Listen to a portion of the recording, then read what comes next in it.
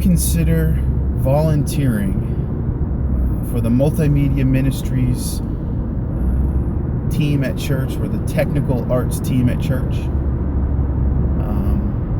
I want to tell you a little story because, I mean, there are folks out there that want to be technical directors. There are folks out there that want to be a TD at some big mega church, and that's their calling, that's their vocation, that's what they want to do.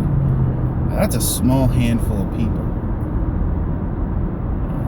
The church needs help in the tech realm. There's a lot of expectations as technology develops and the church does more things with technology.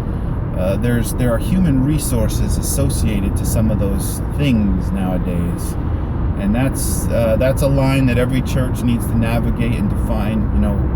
What type of technology will we invest in to support our congregation, to support worship, to support our community, whatever the case may be, whatever your mission is. But I wanted to tell you a story because, the whole thing about DBSPL, A-weighted, our system is, 48 channel, 24-bit, 192 kilohertz, 45,000 watt, blah, blah, blah, blah, blah. That's all important. That's all good. It's good for people to know about the specs and the technical side of things. But that's not the purpose, right? That's not the purpose. The purpose is this. This is a thank you card that I got from a widow at the church, and it just says, may the Lord renew and refresh you daily. And this is the story I wanted to tell you. So there's a men's group that does work for different members of the community that are need a little bit of help. And so we went over to this lady's house. Her husband passed away years ago. The gutters hadn't been cleaned in probably 2 years. There are actually little trees starting to come up out of the gutters of the roof of her house. And so we cleaned them up and went in, and I was noticed some damage on the side of the house. I took a picture of it, was showing it to her, and she says, "Yeah, well, I haven't seen you in a while." And I said, "Yeah, when's the last time you made it out to a service?" And she says, "November."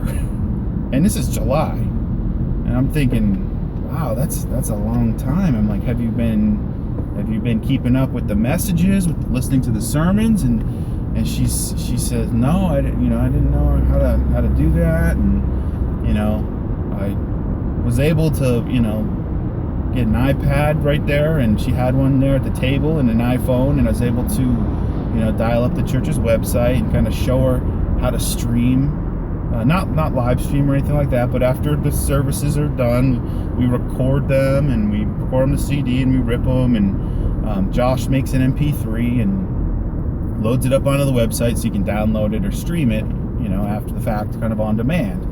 And I showed that to her, and she just lit up with the biggest smile. She wasn't aware that was available.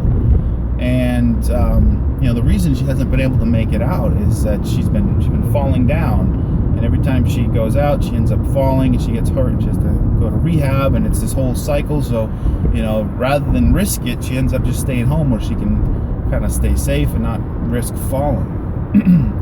But man, I mean, if you can picture yourself in her shoes, and just being able to access she loves coming to church. I mean, she probably loves seeing all the people, really.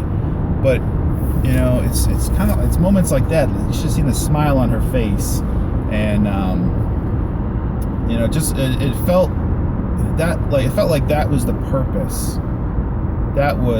That's moments like that. That's the reason we do what we do on the technical arts team or the media ministry team. It's not because we love technology and we just we want to make things louder, or we want to try to buy more expensive equipment because there's some sort of newfangled thing that's out there. No, the point of it is people. And I was really touched by I got this card last week, and it was like, it just made me reflect on why we do what we do. And it's really important to keep that purpose in mind, is that we're here to affect the lives of those around us, people in our community. And I'm not a preacher. I'm not going to preach the gospel or anything, but that's the point, is to share God's love with other people. And the technology that you choose to implement at your church needs people to maintain it. It needs volunteers to run it. So will you consider getting involved? I mean, I'm not sure who's watching this video. I'm sitting here driving to work, talking to a phone mounted on my dashboard, and I'm doing that to try to make efficient use of my time. And this is the Volunteer Tech Vlog. My name is Nate, and I got like 60 something of these videos out here. And I don't know what's going to happen with this video. If people will watch it, if people will be encouraged by it, inspired by it. I mean, I hope if you're watching it, you're at least curious about volunteering at your church, and you're maybe just not sure how to start or